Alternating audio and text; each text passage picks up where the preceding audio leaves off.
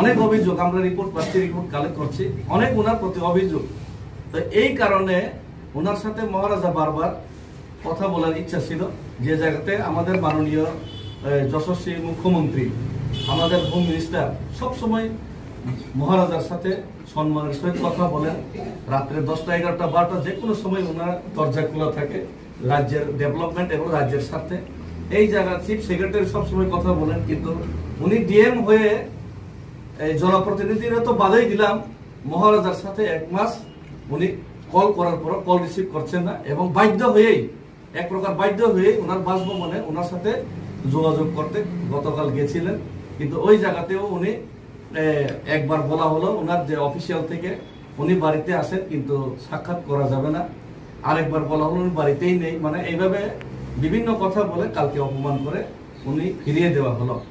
তো এই জন্য মূল প্রবলেমটা এখানে হয়েছে। তো আমাদের বক্তব্য এটাই, উনি একজন পাবলিক সার্ভেন্ট।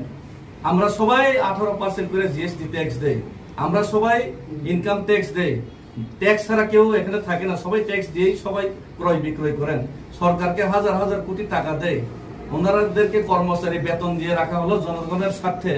তো যে সময় এই যে ফ্লাডের সময় ওনাকে খুঁজে পাওয়া যায় না, জনসাধারণ তো বাদই দিলেন, জনপ্রতিনিধি বাদই, মহারাজার সাথে উনি দেখা করতে চান না। তো এমন একজন কর্তব্য অপরায়ণ, এমন একজন যে ডিএম, তিনি কর্তব্য থেকে সরে যাচ্ছেন, ভিআইপি দেখাচ্ছেন। তো এখানে ভিআইপি গিরি করার জন্য তো ওনাকে বেতন দেওয়া হয় না, ওনাকে এখানে নাটক করার জন্য তো ভিআইপি দেওয়া হয় না।